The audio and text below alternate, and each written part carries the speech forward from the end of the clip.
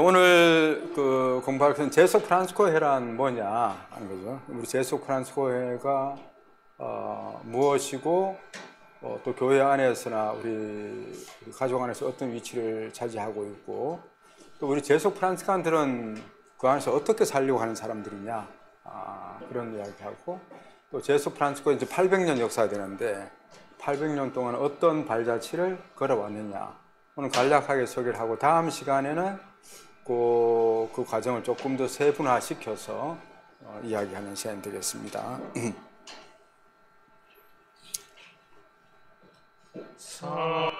노래 그만하고 예, 같이 회칙 제2조 제소 프란치스코에 대해서 이야기하고 있는 부분이니까 같이 읽어보겠습니다.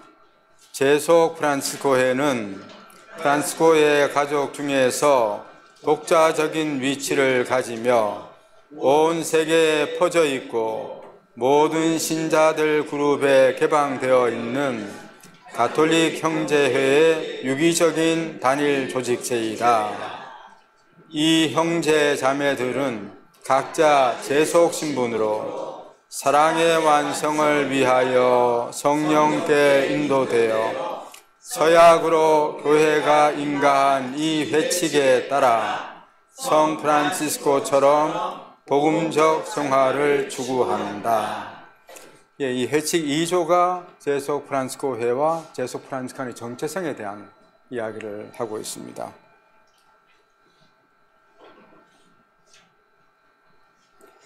예, 시작 기도로 레오 형제에게 된 축복, 레오 형제에게 주신 축복물을 같이 우리 각 형제 자매들 서로를 축복해주는 그런 마음으로 시작 기도하시겠습니다. 성부와 성자와 성령의 이름으로 아멘. 주님께서 형제에게 강복하시고 지켜주시기를 당신의 얼굴을 형제에게 보여주시고 자비를 베푸시기를 당신의 얼굴을 형제에게 돌리시어 평화를 주시기를 성부와 성자와 성령의 이름으로 아멘. 예, 우리 형제들, 회원들을 만날 때는 항상 이런 마음으로 서로 축복을 해주는 그런 마음으로 항상 평화를 비는 인사를 했으면 좋겠습니다. 예, 오늘 이제 공부할 내용은 제소 프란치스코회란 무엇이냐 하는 이야기, 그것이 첫 번째 우리가 공부할 내용입니다. 두 번째는 제소 프란치스코 회원이란 누구냐, 어떤 사람이냐, 그리고 제소 프란치스코회는 어떤 역사 안에서 지금까지 오게 되느냐, 그 이야기를 간략하게 나누겠습니다. 예, 제소 프란치스코회란 아까 회칙 2조 앞부분에서 읽었듯이 제소 프란치스코회는 프란치스코의 가족 중에서 독자적인 위치를 가지며 온 세계에 퍼져 있고 모든 신자들 그룹에 개방되어 있는 가톨릭 형제회의 유기적인 단일 조직체다. 참, 왜 법적인 용어는 왜 이렇게 어려워, 그죠? 이렇게 꼭 써야 되나 싶은 생각이 드는데, 한마디로 제소 프란치스코회는 프란치스코 가족 안에, 그죠? 가족 안의 한 부분이죠. 부분인데, 가족 어디에 예속되어 있는 것이 아니라 독자적인, 우리 1회, 2회, 3회, 독자적인 조직과 그런 운영 방식을 갖고 있다는 거죠. 그리고 전 세계, 온 세계 모든 가톨릭 신자들에게 개방되어 있다. 개방되어 있고, 실제적으로는 이제 수도자를 제외한 평신도들과 교구 사제들은 누구나 가입할 수 있는 곳이고, 전 세계에 있는 모든 형제들이 하나의 조직체를 갖고 있다 하는 거죠. 그래서 다 따로따로 노는 게 아니라 우리 각 단위 형제부터 시작해가지고 지구 형제회, 국가 형제회, 국제 형제회 해서 전 세계에 있는 모든 제소 프란치스코의 똑같은 회칙과 회원을 가지고 살아가고 있는 단일한 조직체다. 그 이야기를 하고 있는 겁니다. 그래서 제속 프란시스코 회란, 그 이름 자체로서 이제 설명을 하자면은 제속이라는 거 하고요, 프란시스코라는 거 하고 회라는 것 하고 이 세 가지 요소 제속 프란시스코 회를 이야기하고 있죠. 제일 먼저 이야기하는 것이 제속성을 이야기합니다. 그 제속성이라는 것은 세쿨라리타스라고 하는데, 이거는 이 세상 한가운데서 살아간다는 이야기예요. 세속적인 삶, 이 삶을 살아간다. 이 삶 안에서 이제 프란시스코의 정신대로 복음을 사느냐, 이 문제라는 거죠. 그래서 수도자들인 1회, 2회와 달리 제속 신분으로 독자적 위상을 가지고 모든 평신도들과 제속 사제들에게 개방된 단일 조직체다. 그리고 평신도만의 그건 아니죠, 그죠? 뭐 교황님, 주교님들, 뭐 우리 교구 사제들 모두가 가입할 수 있는 우리 형제입니다. 그래서 제속성은 이제 수도자들은 이제 제속성이라 하지 않고 정규성 내지는 규칙성이라고 얘기한다. 레굴라리타스라 대신에 세쿨라리타스가 아니고 레굴라리타스라 해서 레굴라, 규칙적인 삶을 살아간다는 거죠. 그래서 뭐 사람마다 다 규칙적인 삶을 삽니다만은 시간표 생활을 하는 거죠. 말하자면 수도자들은 시간표 생활을 합니다. 그래서 시간표에 따라서 그 공동체 안에서 짜여진 삶을, 루틴을 살아가게 되어 있죠. 이런 것을 이제 레굴라리타스라 하고, 세쿨라리타스는 세속의 삶을 가정과 직장과 교회, 사회와 함께 그 안에서 살아가는, 이것을 제속성이라고 한다. 그렇게 이야기한다는 거죠. 그래서 우리 제속 프란시스코에는 수도자가 아니라는 거죠. 수도자가 아니다. 여러분들 옛적에, 지금 여기 계시는 분들이야 그렇게 오래된 분들 없지만, 옛적에 초창기 우리 한국의 예수 사람들은 서약을 하려면 다 수도복을 입었었어요. 수도복을. 그리고 그때 옛날 사진 보면은 이제 원래 하러 와가지고 다 수도복 입고 와서 우리 수도원 마당 이런 데 앉아가지고 할매들 앉아가지고 담배 피우고 있어. 그런 사진도 있고, 그렇습니다. 그래서 요즘도 가령 뭐 일부 다른 제속회들에서는 수도복 비슷한 걸 입기도 해요. 입기도 하는데, 사실은 우리 제속 삼회원들은 수도자가 아닌데 자꾸 수도자 흉내를 내려고 하는 그런 이제 경향들이 많이 있었던 거죠. 또 이따가 보겠습니다만은 우리 삼회 역사 안에서도 옛날에는 진짜 반수도자였어요. 그렇게 사는 때도 있었고, 그렇지만 우리 새 회칙과 회원에 따라서 우리 제속 형제가 이제 세신 과정을 거치면서 이름도 제속이라는 것들 분명히 넣으면서 제속성을 첫 번째로 강조하게 되었습니다. 그러면서 우리 한국에서도 이제 수도복, 회원 자체에서도 그렇죠. 수도복을 입지 않고 다만 우리 표지를 갖도록 이렇게 하게 됐습니다. 그래서 우리 한국에서는 이제 타우와 이제 뭐 배지 이런 걸 이제 이용해서 우리 신분을 드러내는 이런 걸로 하죠. 근데 한국 사람들은 워낙 유니폼을 좋아해가지고 뭘 그런 거 입으면 성가대도 다 입어야 되고 뭐 해도 다 입어야 되잖아요. 입으면 동질감을 확보하는 건 좋은데 이제 그 옷이 사람을 만들어주는 건 아니죠, 사실은. 그래서 수도자가 아닌데 수도자 행세를 자꾸 하니까 그건 오히려 우리 정신을 잘못 이해하는 거다. 이렇게 해서 새로 이제 쇄신된 그 안에서는 이제 수도복을 이제 안 입는 걸로 이제 하고 있죠. 이것이 한편은 조금은 아쉬워요, 저는. 한국 문화 안에서는 그래도 그런 우리가 저러서 원래의 날이나 평소에는 못 입고 다니지만도 원래의 날이나 우리 서약식이라든가 공적으로 우리가 교회 제단체들 안에서 우리를 이제 함께 할 때 우리 제속 프란시스코회를 보여줄 수 있는 그런 어떤 효과로서는 굉장히 좋은 거잖아요, 그죠? 그런데 그것이 꼭 없어야 되는 건가 하는 그런 생각이 좀 들어요. 그건 아닐 수 있는데 그걸 조금 남용하던 것이 있긴 있었지만 그렇다고 그것이 얼마나 또 거룩한 마음들이 그죠? 그런 옷을 입으면 사람이 달라지는 거죠. 남자들요, 그 군인 생활을 할 때는 군인 같죠. 군복 입으면 군인 같은데 예비군들은요, 예비군들은 개판이에요, 개판. 옷을 입는 것이 굉장히 그 사람을 그렇게 하도록 만들어줍니다.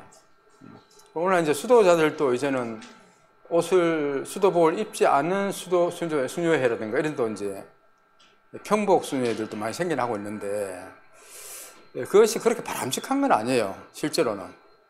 어떤 면에서는 이제 우리가 현대인들하고 더 수도자들을 한때 프랑스 혁명 이후로 굉장히 거북하게 느끼던 시대가 있었어요. 그리고 그때 이후로 해서 유럽이나 미국 이런 데서는 이제 수도복을 입지 않는 분위기, 이런 분위기들이 많이 생겼고, 유럽에서도 이태리를 제외하고 다른 나라에서는 수도복을 거의 입지 않아요. 제가 한때 스페인에 우리 강국에 갔었는데 종신선언식을 하는데 종신선언을 하는 형제가 청바지를 입고 가더라고요. 그걸 보고 저는 깜짝 놀랐어요. 그래 뭐 이렇게 이제 세속화가 이제 되다 보니까 수도자로서의 정체성을 드러내기보다는 세속인들이 거부감 느낄까봐 오히려 우리 세속인들과 똑같이 하고 우리 정신만 그렇지 않으면 되지 않느냐, 뭐 이런 어떤 것이 이제 수도복을 탈피하는 이런 쪽의 이제 문화이기는 한데, 이런 것이 조금 아쉽게 느껴진다. 우리 제소 프란치스코에서도 물론 이것이 뭐 괜히 사치처럼 돈이 많이 들게 되고 뭐 이렇게 되면은 문제가 되는데, 그래도 우리가 좀 이제 서약을 하게 되면 수도복을 받고 그렇게 하면은 내 서약자로서도 좀 더 몸가짐도 다질 거고 또 이 서약한 이 삶에 더 충실하려고 하지 않겠느냐.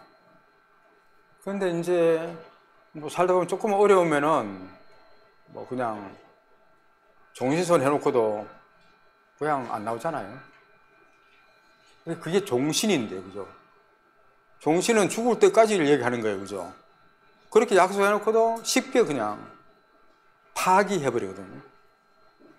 이것이 이런 문화와도 좀 관계가 있겠다. 그렇다고 이제 배지라든가 지금 뭐 배지 다 달았어요? 배지 잘 안 달죠, 그죠? 그렇잖아요. 우리 저 종신회에 있으면 금색 배지를 다 받았고 그것이 우리 표지인데 그걸 잘 안 달고 다니잖아요, 그죠? 그래서 자꾸 걱정하고 옷 갈아입을 때마다 다시 끼워야 되고 하니까 그런 게 이제 쉬운 건 아니죠. 그렇다고 이제 타워 목걸이나 뭐 이제 이런 목걸이가 이제 오히려 여성들은 또 잘 하는 부분이 되는데 남자들은 또 목걸이 하는 게 이상하거든요. 남자들은 오히려 배지가 정복에 양복이나 정복 입을 때는 배지가 맞는데 그냥 잠바에 배지 하면 좀 이상한 거예요. 이런 것이 전체적으로 상징을 그렇게 만들어 놨는데 실제로는 그 상징을 잘 안 쓰고 있더라, 우리 회원들이. 그런데 이제 수도자들 같으면은 이제 우리 남자는 수녀님들 같은 경우는 이제 반지를 전통적으로 반지를 받죠. 죽도까지 못 뺍니다, 이거. 안 뺍니다. 우리 결혼 부부도 마찬가지잖아요. 결혼 반지는 안 빼잖아요, 그죠? 빼요? 아, 빼는구나. 아, 몰랐네. 이렇게 우리 신분을 상징하는 우리 서약의 표시잖아요, 그죠? 그 표시가 굉장히 중요한 건데, 수도복이면 그래도 그것 때문에도 그걸 보고 있으면 내가 함부로 뭐 수도복을 뭐 태워버릴 거야, 어떻게 할 거야? 그렇게 않잖아요, 그죠? 그래도 내가 때로 힘들 때 있고 형제 생활도 어렵고 뭐 개인적으로 좀 어려움도 있다 하더라도 또 다시 그래도 생각하면서 다시 또 시작할 수 있는 이 힘이라도 생길 건데, 오늘 이런 게 없다 보니까 너무 쉽게 좀 형제를 떠나고 종신성을 하고 떠나는 것이 뭐 아무렇지도 않게 느껴질 정도로 이런 문화가 생긴 건 아닐까, 그래서 좀 아쉽기도 합니다. 어쨌든 재속성이라는 것이 강조되다 보니까 수도자가 아니다 하니까 수도자 흉내 내지 마라, 이걸 강조하다 보니까 이제 이런 식으로까지 했는데 이건 좀 지나친 거였다. 저는 그런 생각을 합니다. 좀 기회 된다면 저는 옛날에는 이제 삼매 같은 경우에 이제 그렇게 모자는 없이 그냥 모자 없는 이제 수도복, 우리 지금 복사복 해놓은 거 있잖아요, 그죠? 만들어 놓은 거. 그건 이제 모자가 없죠. 모자 없는 수도복을 삼매 착복이라 했어요. 그래서 옛날에는 우리 이제 수도자들도 서원하기 전에는 그걸 입었죠. 삼매는 삼매 착복하면 삼매원들은 모자 달린 수도복은 입지 않고 그 수도복을 계속 이제 입었거든요. 그것도 뭐 집에서는 입지 않고 이제 행사할 때 입고 이제 돌아가실 때 그거 입고 이제 돌아가시고 그랬는데 아직도 옛날 분들은 그 수도복 간직하고 있는 분들이 있다 하더라고요. 저는 이제 입지는 않고 이제 그 관 옆에 이제 놔드리고 뭐 이렇게는 하는가 봐요. 어떤 반실은 조금 더 다시 좀 연구해야 될 과정 아닐까. 정말 우리 상징, 지금 상징, 은배지, 금배지, 타우, 이것이 정말 우리 상징을 제대로 드러내주고 있고 그것을 우리 회원들이 정말로 늘 간직하면서 그렇게 살아가느냐, 이런 그 의문을 좀 가질 수밖에 없습니다. 그것은 재속성이라는 게 첫 번째다. 정신은 알겠죠, 그죠? 왜 수도자는 아니다는 것, 수도자는 아니다는 것. 그래서 재속 사제들도 우리 회원이 될 수 있지만 수도자가 아니기 때문에. 재속성이라는 게 크게 재속성과 이 규칙성이 이제 구분돼서 그런 거다는 거죠. 재속성이 세속적이라는 이야기는 아닙니다. 삶의 여건이 세상 가운데서 살아가는 여건이죠. 가정과 직장과 사회, 교회 안에서 다른 신자가 아닌 사람들하고도 같은 삶을 살아가고 있는 거죠. 그것을 이제 세쿨라리타스라고 얘기를 합니다. 두 번째는 이제 프란시스코죠. 재속 프란시스코. 성 프란시스코의 모범을 따라 이제 복음성을 하겠다는 겁니다. 재속 프란시스코는. 그래서 우린 재속 갈멜 이렇게 하죠. 재속 갈멜, 재속 프란시스코 하듯이.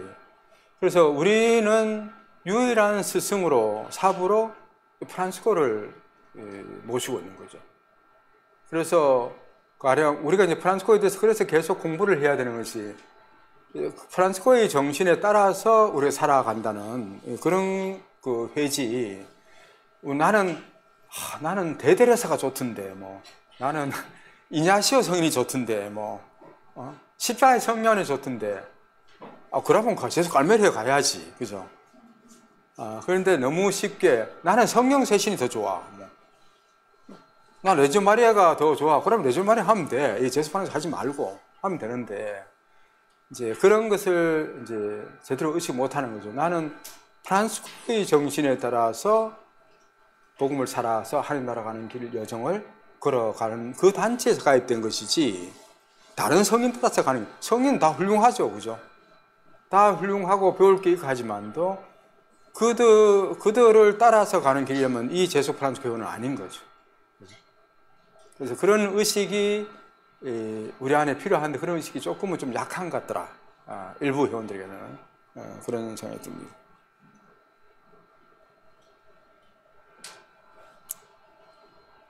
그리고 세 번째는 이제 회라는 거죠. 회가 뭐예요?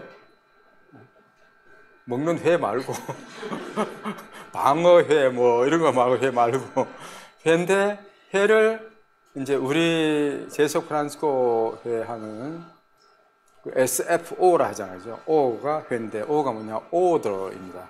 오르도 오더 하면 뭐 영어로 하면 이제 뭐 질서 이런 게 되겠죠, 그죠? 오더 질서 이런 게 되는데 우리 교회 안에서 오더는 이런 질서를 갖춘 단체를 회라고 해요. 그래서 오르도라는 것을 옛날 중세 때부터 왔습니다. 그래서 이런 신앙 단체 내지는 종교 단체를 오르도라고 표현을 하고 그래서 오라고 한다는 거죠. 그런데 우리 제속 프란치스코 회는 이제 오르도로 쓰지만, 오라는 걸 쓰지만, 실제적으로는 프라테르니타스라는 개념을 더 많이 쓰고 있다. 그것은 프란치스코도 그랬고, 그 당시 이전에 분도회나 수도회들이 다 오르도라고 법적으로 썼기 때문에 법적인 용어로 나중에 오르도라고 쓰긴 쓰지만, 프란치스코는 오르도는 법적인 그 서류에만 쓰지 실제로는 프라테르니타스만 썼어요. 형제 공동체라는 거죠. 형제적 공동체를 이제 이야기합니다. 그래서 우리 제속 프란치스코 회는 법적으로는 오르도라는 회의 명칭을 갖고 있지만 실제로는 형제회라는 거죠. 형제회. 그래서 우리는 뭐 단위 형제회, 형제회를 하잖아요. 그죠? 자꾸만 형제회를 하는데 여러분 처음에 아마 들었을 때는 뭐 무슨 회가 그래? 무슨 형제회야? 그런데 이 프라테르나타스, 위계적인 오르도 개념은 뭐냐면 위계적인 걸 이야기합니다. 수직적인 위계. 오르니까 질서잖아요. 질서를 위계로 이야기하죠. 그리고 분도회 같은 경우는 이제 아바스를 제일 머리로 해가지고 그 위에 이제 성직자들 그 순서대로 서원 먼저 한 순서대로 이제 계급이 매겨져요. 다 끝나고 나면 이제 평수사들 또 나이 많은 평수사부터 이제 계급 매겨지고. 그리고 이제 분도회는 그래서 식당에도 그렇고 성당에서 자리가 다 있습니다. 그 딱 보면 누가 빠진지 알겠죠. 어쨌든 그런 질서, 이런 질서를 오더라고 합니다. 오르도록 합니다. 이런 수직적인 이런 구조를 갖고 있었는데 프란치스코가 이걸 싫어했다는 거죠. 그래서 프라테르니타스 형제체를 갖냐면서 원형적인, 수평적인 이런 질서를 가진 회로 프라테르니타스를 썼다는 거예요. 그래서 오늘날 우리 이제 조직 구조 안에서 이제 단위 형제가 있고 지구 형제, 국가 형제, 국제 형제가 있지만 이걸 자칫 잘못 이해하면은 이 오르도라는 관점에서 이해하면은 항상 계급으로 이해하기 쉬운 거잖아요. 그죠? 그래서 단위 형제 회장, 야 지구 회장이야 나는. 지구 회장, 나 국가 회장인데, 나 국제 회장인데. 이 계급, 우리는 계급이 아닌 겁니다. 이것을 우리 이런 단체 생활을 하면서 우리 제속 프란치스칸들이 놓치고 있는 부분 중에 하나예요. 그러다 보니까 뭔가 그런 자기도 형제 생활을 하다가 뭐 열심히 한 것도 아니고 어쩌다 보니까 또 지구의 평균 하라, 살 사람은 또 하라 해가지고 그 직구에 들어가서 했을 뿐이고, 그죠? 국가도 뭐 어쩌다 보니까 추천받아서 하는데 정말로 훌륭한 사람을 그렇게 시켰나? 그건 아닙니다. 우리 형제에서 귀찮은 사람들 보내요, 대부분 다. 그런 경우가 많습니다. 실제로 그래요.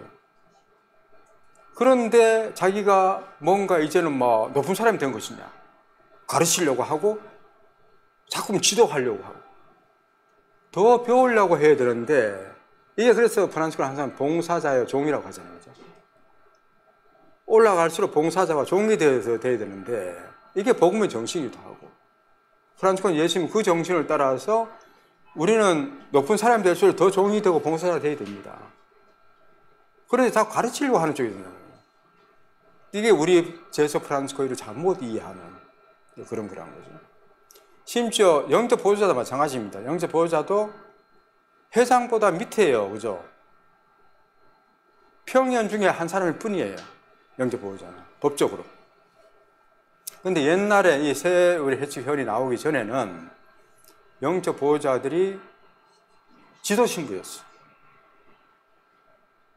그래서 우리 본당 신부처럼, 그래서 지금 우리 본당이, 우리 교구와 우리가 다른 게 뭐냐 하면은, 교구의 본당 신부가, 본당 사목위원들은 본당 신부의 자문기구일 뿐이에요. 권한이 없어요, 여기가. 그렇지만 절차는 밟아야 되지만도, 결정권은 본당 신부 다 갖고 있는 거예요. 이게 이제 교구의 이제 문제예요. 그래서 시노달리타스 이야기하지만 절대로 안 됩니다. 이 구조를 바꾸고 실질적으로 우리 사목평의회가 실제적인 본당의 결정기구가 돼야 됩니다. 본당 신부도 한 표가 돼야 되고요. 그런데 본당 신부가 98%의 권한을 쥐고 있는데 뭘 할 수 있겠어요? 그래서 실질적으로 똑같은 권한을 본당 신부든 수녀든 제 단체장이든 같이 한 표를 갖고 같이 상의해서 교회를 이끌어 나가야 돼요. 이게 시노달리타스 이렇게. 이게 절대 안 됩니다, 지금 이런 구조는. 그런데 우리 제소 프란치스코회 안에서는 우리 일회가 지도 신부가 아니라 영적 보조, 영적 지도도 아니고 영적 보조자로 들어가요. 그리고 평년의 일원일 뿐이에요. 평년 중에서 제일 꼬발이 평년이에요, 사실은. 제일 꼬발이 평년이에요. 그런데 아직도 영적 보호자들 중에서도 아직도 지도 신부처럼 행세하는 그런 용보들도 있어요. 그리고 우리 정신을 잘 몰라서 그런 거죠. 어떨 때는 그것이 이제 우리 회원들이 탓이기도 해요. 본당 신부가 그렇게 하는 것도 본당 신자들이 탓이기도 해요. 그냥 무조건 성직자면 존경만 하고 또 받들기만 하고 잘하든 못하든 비판해서도 안 되고 막 이렇게만 해놓으니까 그런 구조가 만들어진 거예요. 점점. 이게 이제 한국에 한국에 지금 가톨릭도 그렇고 개신교 불교 할 것도 없이 그런 목회자들이나 주지스님 이런 분들이 우리 가톨릭보다도 더 하죠. 엄청난 권한을 행사하고 있는 것들이 한국 사람들의 어떤 윗사람에 대한 그런 존경심이랄까? 이것이 잘못 이제 자리매김하다 보니까 어리석게 되어버렸거든요. 신격화. 신부라는 표현도 좋은 거 아니죠. 그죠? 무슨 신부야, 신부는. 그렇게 신의 부아버지라고, 신적인 아버지. 이런 말이 안 되잖아요, 사실은. 그죠? 이런 식으로 만들어놔버리거든요. 사제가 맞아요, 사제, 그냥.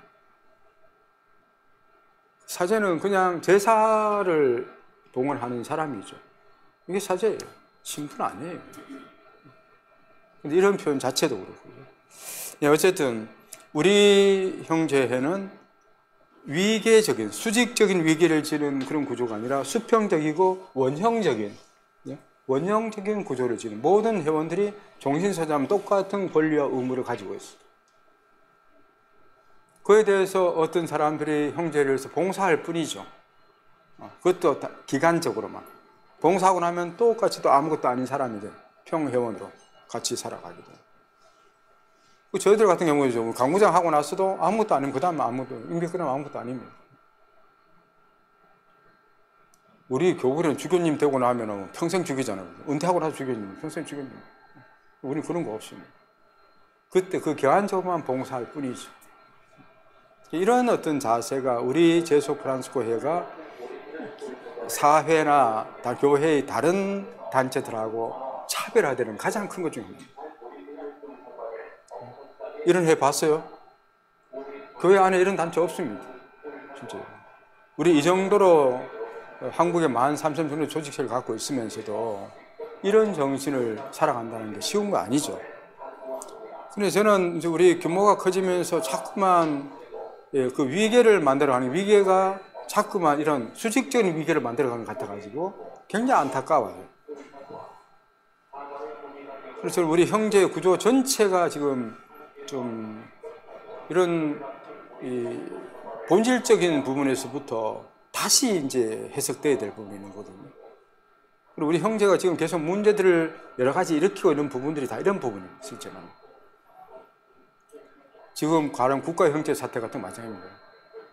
국가 봉사자와 국가 평면들이 제일 겸손해야 돼요. 제일 밑바닥 사람들이 돼야 돼요. 그런데 우리가 가르치려고 하는 사람이 되면 안 되는 거예요. 자꾸 가르치려고 하고 지구에다가 자꾸 명하고 단위 형제 이런 거 하라 저런 거 해라 너 모르니까 우리가 교육시킬게 어떻게 하고 자기들이 얼마나 오랫동안 영적 생활을 했다고 그렇게 할 수가 있어요. 대부분 그렇게 한 사람들이 아니에요. 형제 생활도 잘하는 사람들 많지 않아. 별로. 그러면서도 어떻게 그런 생각을 할 수 있는지 이게 교만이죠. 우리 회원들 중에요. 저는 시골 형제들도 많이 봤는데 정말 시골 형제 같은 데서도요. 정말 제소프란치스코 열심히 사는 회원들이 한두 분은 꼭 있어요. 그런 분들 때문에 형제가 돌아가더라고요. 그런 분들을 생각하면요. 정말 우러러보고 저도 우러러보고 존경할 이런 분들이 많거든요. 그런데 나는 국가 평양들 존경하고 싶은 마음이 없어. 그런 분들을 정말 떠받드는 마음들이 있어야 되고 나보다 훨씬 오래 산 지금 특별별의 회원들도 그렇고 연로한 우리 회원들 우리보다 훨씬 더 열심히 사신 분들이에요. 그렇게 바라보는 시각이 없으면요 우리 형제는 망하게 됩니다. 제소 프란치스코 본질이 무너지는 거예요. 그래서 이제 이런 거에 있어서 제소 프란치스코회 자체가 갖고 있는 제소성과 프란치스코성과 그리고 형제성, 형제회성 이 세 가지가 제소 프란치스코를 특징화하는 이런 부분이다. 그렇게 설명할 수 있겠습니다. 그럼 이제 제소 프란치스칸들은 어떤 사람들이냐? 그것도 이제 아까 회칙 2조의 후반부에서 이야기한 부분이죠. 이 형제 자매들은 각자 제속 신분으로 사랑의 완성을 위하여 성령께 인도되어 서약으로 교회가 임한 이 회칙에 따라 성 프란치스코처럼 복음적 성화를 추구한다. 그렇게 하는 사람들이다. 그렇게 이야기를 하고 있습니다. 그걸 좀 더 풀어서 설명하면은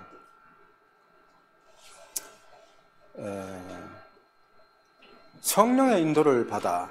이 표현이 아무도 아닌 것 같지만 우리 삶이 그냥 뭐 누가 좀 가입하라고 해서 해볼까 하다가 뭐 마음에 들면 하고 아니면 말고 하는 그런 삶이 아니고 성령께서 우리를 이 삶으로 불러주셨다고 하는 사람들입니다.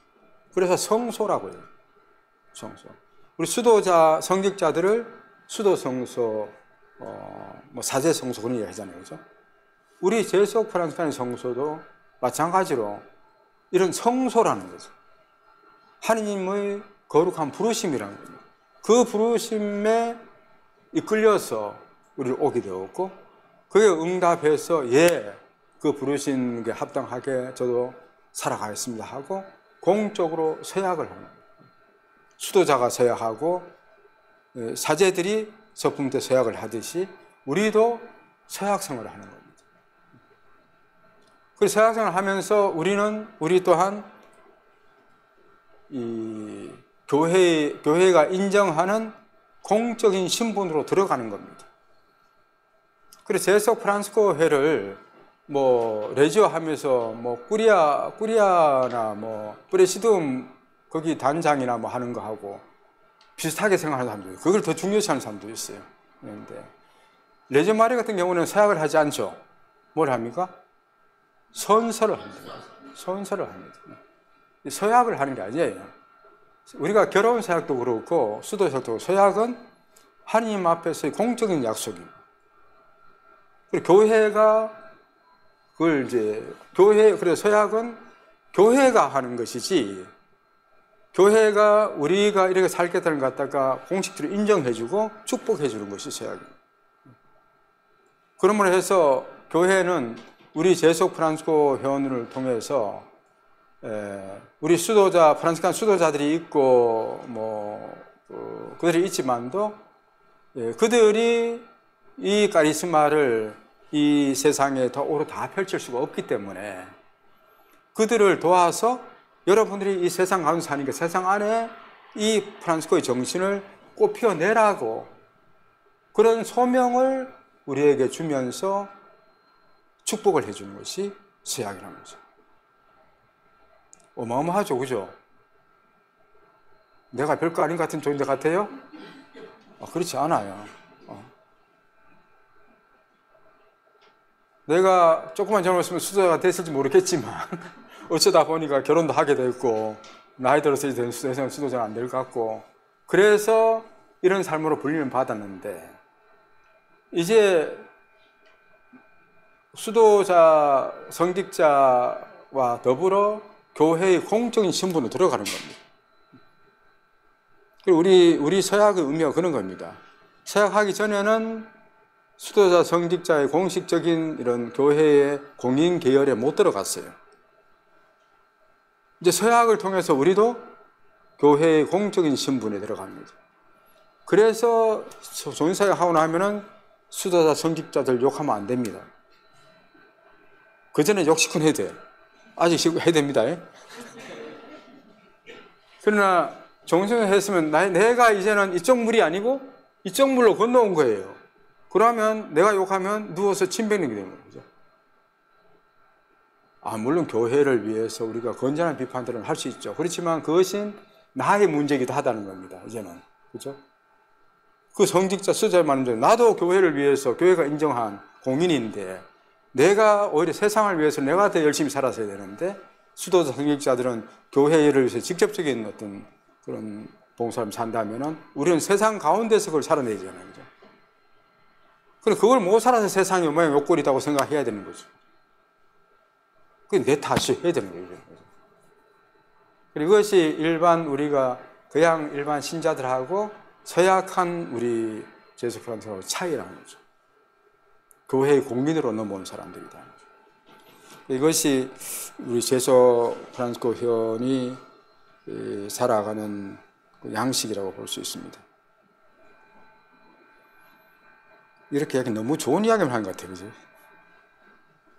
그런데 정말로 우리 서약에 대해서 좀 자긍심을 갖고 살았으면 좋겠다.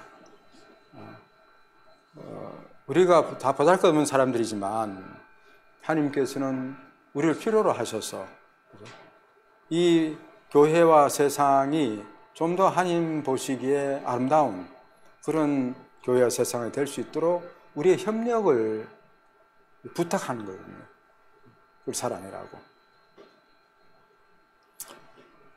네, 그리고 재속 신분을 할 때 아까 말씀드렸죠, 그죠? 세쿨라하고 레굴라라는 개념이 뭐가 더 낫다 어떻다 이런 것이 아니라 이런 규칙적인 신앙생활을 하느냐, 그냥 일상적인 사회생활을 하느냐 이 차이라는 거죠. 가정에서, 직장에서, 사회에서 살아갑니다. 수도자가 아닌 평신도 혹은 교구사제로서 세상 한가운데서 프랑스고 영성을 살아갑니다. 그래서 수도자처럼 나는 기도만 하고 살래, 나는 수도자처럼 그리고 가정도 귀찮고 이제는 그렇게 살래 하는 이런 대부분 이제 교회 안에서 열심히 하다는 사람들 중에서 일부는요, 이 가정과 사회 직장을 이제는 우습게 여기고, 그 세상 안에 살면서도 수도자처럼, 성직자처럼 살려고 그렇게 하는 사람 많아요. 맨날 성당 가서 살고 밥 먹지, 그죠? 성당 살고 무슨 기도 모임 같은 거 5만 다 쫓아다니고 그렇게 하고 살아가는 사람이 있어요. 우리 제속프란스는 그렇게 살도록 불림받는 사람이 아니죠. 그것을 이제 정확히 알아야 될 필요가 있습니다. 예, 제수 프란스코의 역사 이제 좀 간략하게 오늘 좀 보면요. 우리 제수 프란스코에는 성 프란스코 시대에 성 프란스코가 직접 세운 창설한 역사를 지니고 있습니다. 그래서 800년의 역사가 있지만 나중에 그냥 만들어진 이 단체가 아니라 프란스코 시대에 프란스코가 직접 만들었다는 거죠. 그런 점에 있어서 다른 지금 요즘 제숙회들 여기저기 만들고 있는데 지금 어떻게 좀 만들어 볼까 했으면 만들고 그런 것이 아니라 우리는 이미 800년 전에 프란스코가 1회, 2회를 만들었듯이 3회도 같이 만든 겁니다. 그 이유가 다른 것이 아니라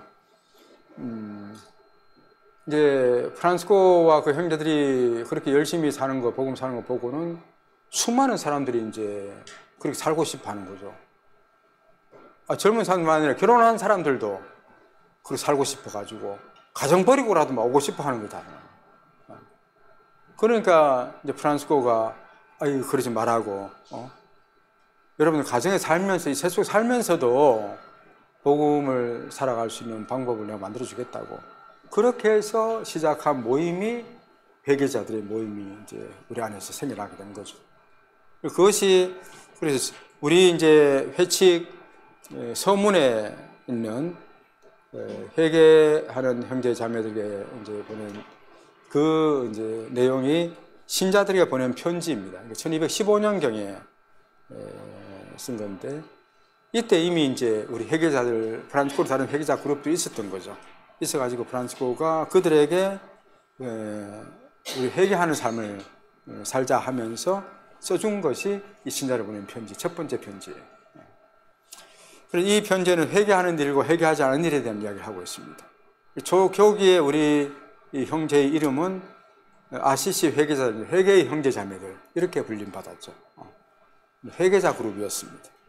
그리고 결혼한 남자들도 함께 참여했고, 그래서 우리가 알고 있듯이 루케시오와 도나돈나 부부가 첫 회원, 부부 회원이다, 그렇게까지 이야기를 합니다.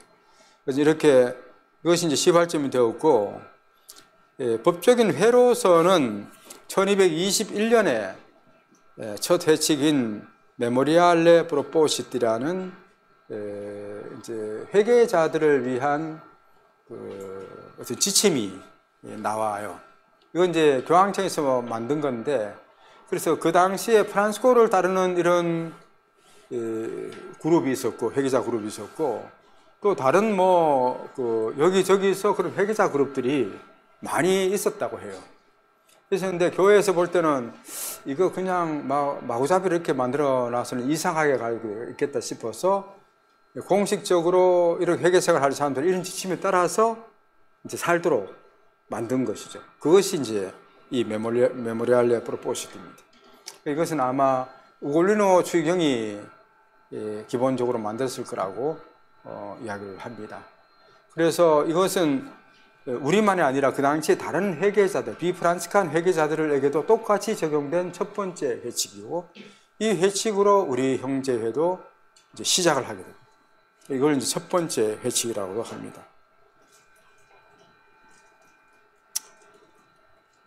그러나서 이제 1289년에 가서 우리 프란치스칸 교황님인 니콜라우 4세 교황님이 이제 회칙을 이제 만드는데, 이건 이제 첫 번째 우리 고유의 모든 회개자가 아니고 프란치스칸 회개자들 그룹인 우리 고유의 첫 번째 회칙이 되는 거죠.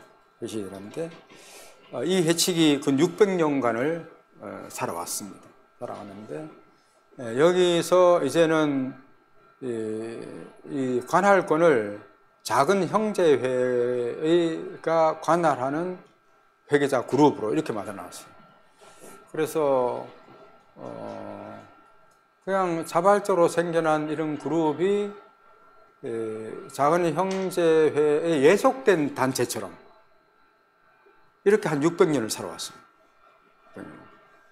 물론 이제 작은 형제를 통해서 영적인 도움도 많이 받긴 받았지만도 완전히 그 산하에 있는 독립적인 회가 아니라 완전히 거기 예속되어 있는 이런 어떤 단체로 600년을 살아왔죠.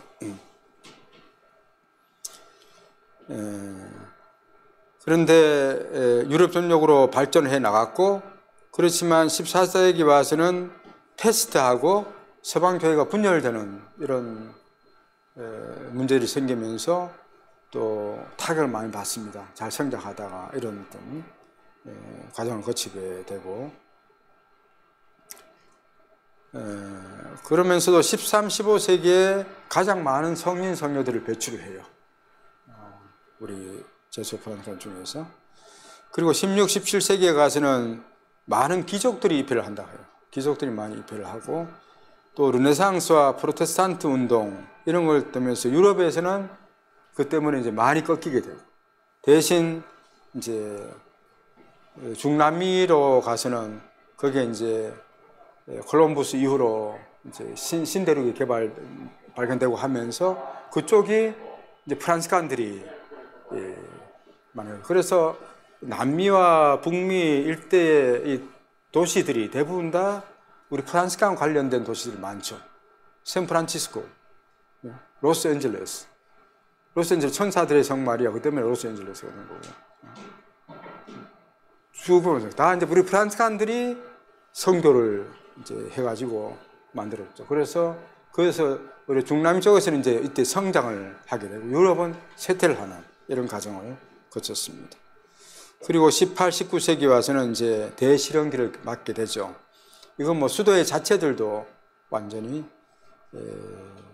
이제 뭐 3분의 1 정도로 줄어들 정도로 그리고 프랑스 대혁명 이런 것이 있었고 마르틴 루터 이후에 종교개혁 자체가 문제가 아니라 국가주의가 이제 성행하게 되죠. 이제는 이 교회가 모든 국가들을 통치하고 있었던 이런 구조가 완전히 무너지면서 국가별 이제 왕권이 이제 강화되는 이렇게 됩니다. 이러면서 큰 위기를 맞게 되고 특히 프랑스 혁명은 치명타였죠. 그래서 완전히 교회는 이제 세상 일에 손 떼라 이런 어떤 혁명이 프랑스 혁명의 기본 취지이기 때문에 그래서 수도자들이나 성직자 또 우리 제소 교원들까지도 타격을 많이 받게 됩니다. 그리고 나서 이제 레오 13세 배칙이 나오게 되면 1883년에 가서 나오게 되는데 레오 13세는 이제 사회 문제에 대한 관심이 많았죠. 이게 산업혁명 이후로 이제 굉장히 세상이 많이 바뀌고 있는 이런 상황 안에서 노동헌장 이런 걸 만들기로 하면서 사회 쇄신의 원동력으로 우리 사회를 활용하면 되겠다. 이래가지고 이 교황님이 전 세계 주교들에게 사회다 만들어라 지시를 해요. 그래서 불과 몇 년 사이에 300만 명이 모아졌대. 300만 명. 그렇게 이게 내가 성소로서 이런 하나님의 부르심을 받아서 이 길을 내가 온 것이 아니라 교회가 다 사매해.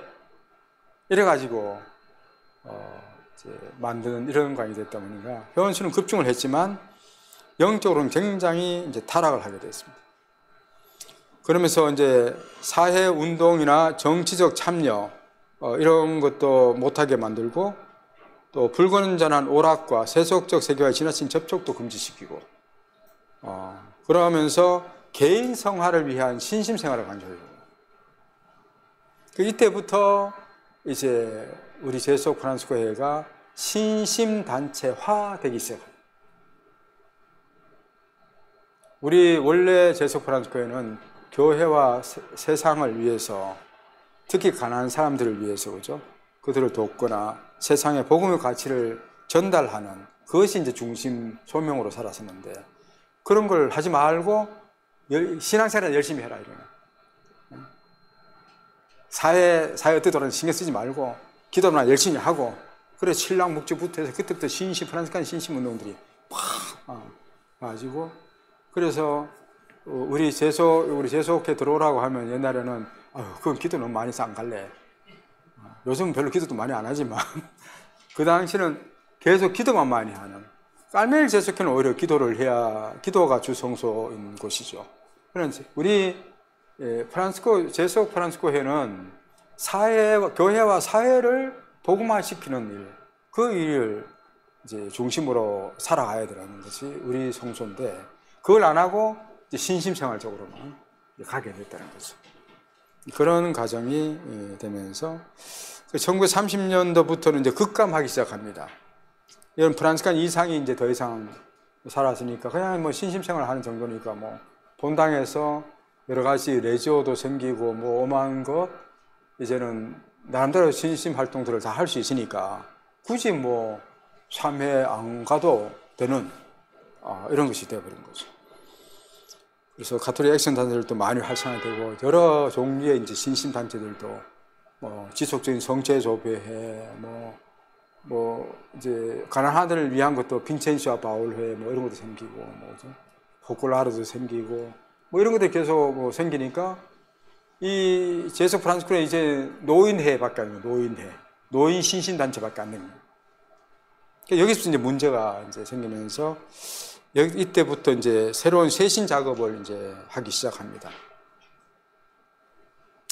그래서 만들어진 건 1978년에 와서 이제 공의회도 지나고 나서 이제 이런 쇄신의 어떤 필요성 때문에 1978년에 이제 바로 육세 지나는데 그 전에 1957년에 새로운 회원을 공포하면서 우리가 이렇게 살아서는 안 된다.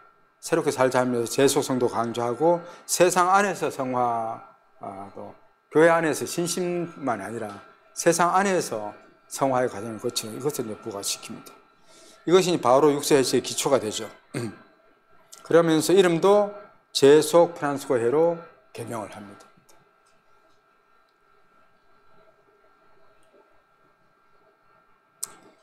예.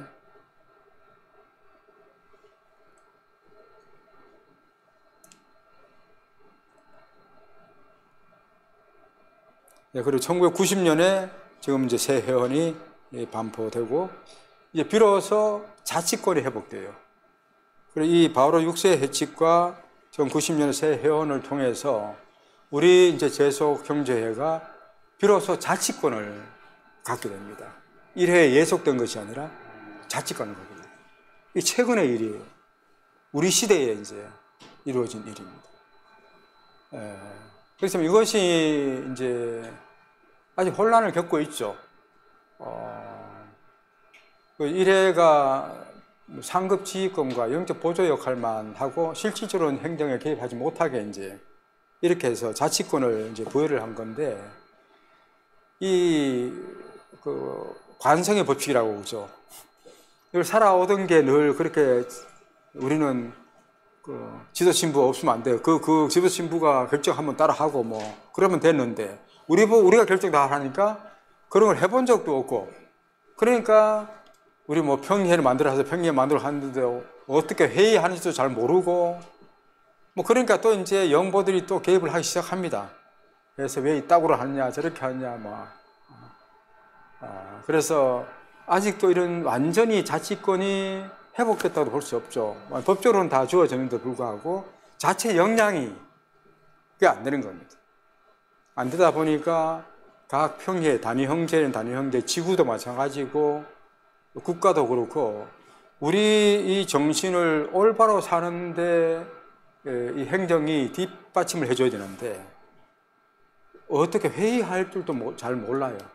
그리고 우리 정신에 대한 이해도 굉장히 약하고 그러다 보니까 아직도 좀 자리 잡지 못하고 자꾸 이제 문제들이 여기서 생기기 시작하죠.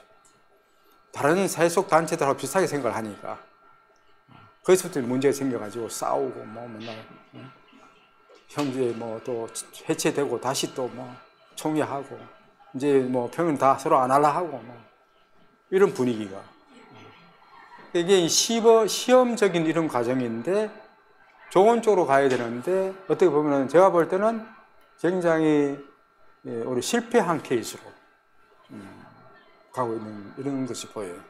이걸 이제 새로 잡아 나가야 되죠.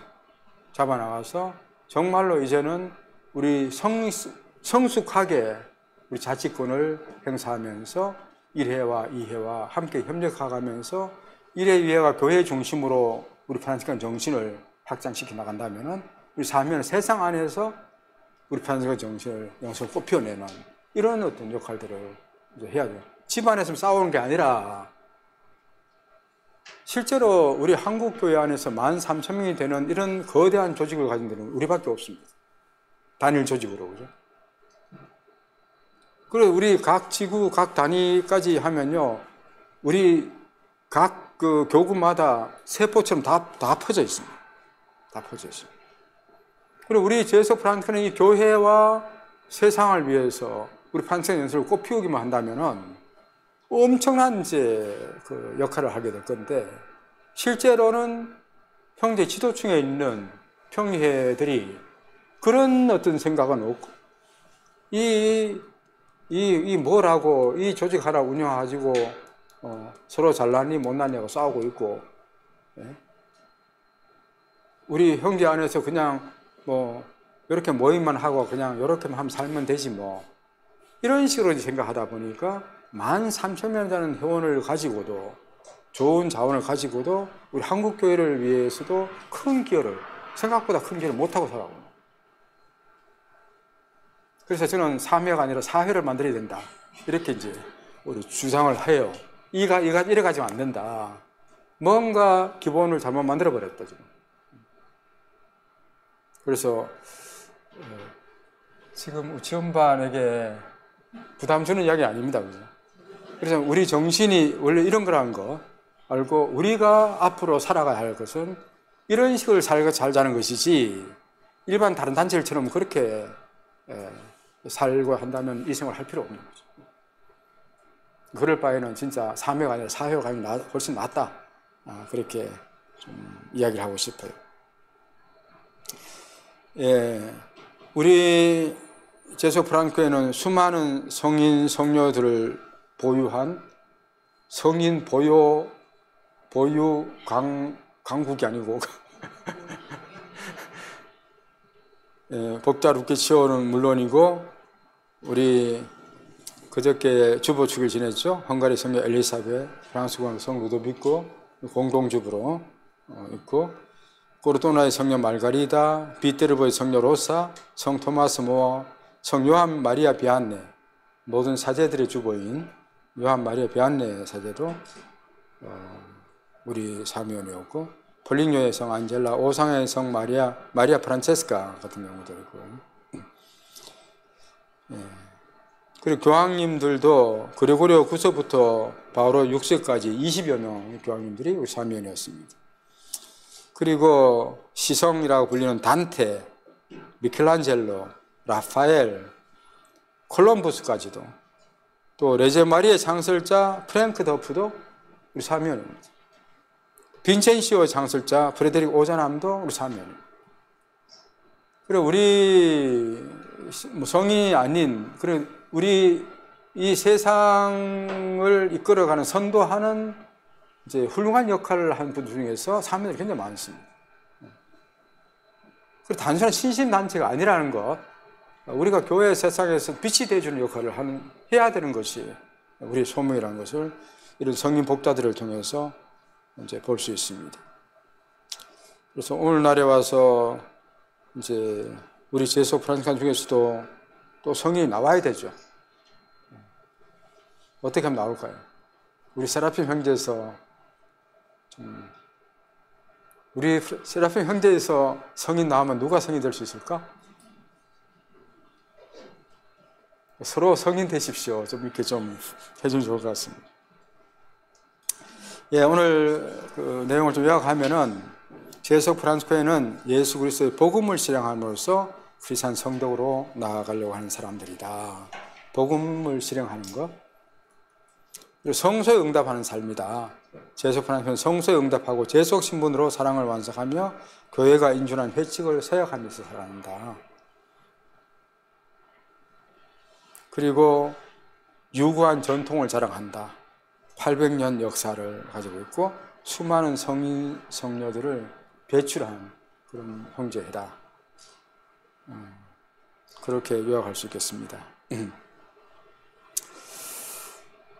네, 그럼 우리가 이번 한 달간은 좀 생각하고 또 나누고 할 부분은 나의 성소에 대해서 좀 성찰을 해보는 시간 갖자. 하나님께서 나를 어디로 부르시는 것이지? 왜 이 형제로 부르신 것이지? 제소 프란치스코의 형제를 불러가지고 나에게 뭘 원하신 걸까? 이런 거에 대해서 지금부터 이제 성찰하기 시작해야 됩니다. 나는 그 부르심에 어떻게 응답하고 있는 건가? 그런 이야기는. 그리고 이 시대에 제소 프란치스코로 산다는 것은 어떤 의미가 있는 건가? 우리가 제소 프란치스코에 들어가서 사는데 이것이 무슨 의미가 있는 거지? 이거 안 하고 그냥 본당에서 열심히 살면 안 돼? 나 레저 다 되고 뭐 이런 봉사 저런 봉사 하면 그러면 살면 되지 뭐. 그렇게 살면 돼요. 되는데 하나님께서 나를 특별히 이 길로 불러주신 거잖아요. 그죠? 그렇다면 이 길로 불러주시는 의미가 있을 거란 말이에요. 그 의미가 뭐지? 왜 나를 불러주신 것이지? 그런 고민을 해야 됩니다. 내가 할 수 있는 구체적인 실천은 뭔가? 나는 그럼 어떻게 복음을 실천해야 되는 것이지? 그러니까 우리가 계속 앞으로 공부하면서 또 형제 생활하면서 늘 이 질문을 해나가면서 우리 성소를 완성해 가야 됩니다. 종신사였다고 끝난 게 아니라 죽을 때까지 완성해 가야 되는 겁니다.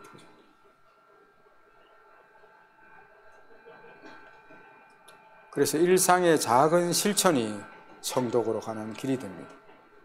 그래서 우리가 원래 나오는 것이 원래 나왔다 이것이 아닌가. 원래 나와서 한 달간 내가 프란치스칸으로 어떻게 살았지? 또 이번 한 달간 이런 거 한번 살아봐야지. 늘 이런 걸 이제 자꾸 의식하기 위해서 이런 형제적 모임을 하는 거죠. 그죠? 자, 과제입니다. 우리 제석 프란치스코의 회칙을 읽고 묵상하기. 그리고 마음에 와닿은 회칙 구절 3가지 적어오기. 회칙이 그렇게 길지 않아요. 26조밖에 안 되기 때문에 쭉 읽어보시면서 한 장 한 장 좀 묵상도 해보면서 이 구절 마음에 든다. 내 마음에 와닿는다. 이런 게 있다면 3가지만 좀 뽑아서 다음 시간에 한번 아니면 구역회서나 이런 것도 좀 나누는 기회 가졌으면 좋겠습니다.